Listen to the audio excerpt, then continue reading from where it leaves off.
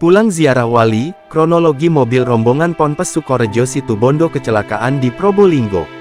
Insiden kecelakaan maut mobil rombongan Ponpes dengan truk terjadi di jalur Pantura Probolinggo Situbondo pada Minggu, tanggal 26 Januari tahun 2025 pagi. Untuk sementara ini, dilaporkan 2 orang meninggal dunia di rumah sakit.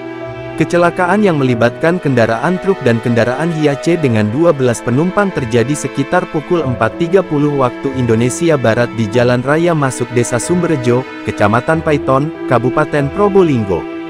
Kecelakaan bermula saat kendaraan Hiace Nopol belum diketahui, dikemudikan Fajar, melaju dari arah barat atau dari Probolinggo Situbondo.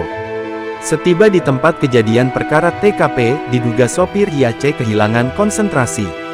Hilangnya konsentrasi sopir, membuat kendaraan Hiace melaju terlalu ke kanan, sehingga kontra dengan kendaraan truk Nopol EA 8289 AB yang dikemudikan Alex, asal Flores melaju dari arah berlawanan.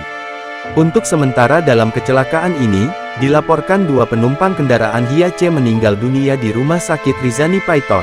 Kami juga masih mencari dan mengumpulkan identitas penumpang lainnya, kata Kanit Gakum Satlantas Polres Probolinggo Ibda Aditya Wikrama. Dari keterangan sementara, lanjut Ibda Aditya, para penumpang kendaraan Hiace warna putih itu, hendak pulang menuju Kabupaten Situbondo setelah para rombongan melakukan ziarah ke Wali 5. Rombongan mobil Hiace ini berasal dari Pondok Pesantren Sukorejo, Kabupaten Situbondo. Kalau ada data tambahan akan segera kami kabari, karena saat ini kami juga kesulitan data korban, pungkasnya.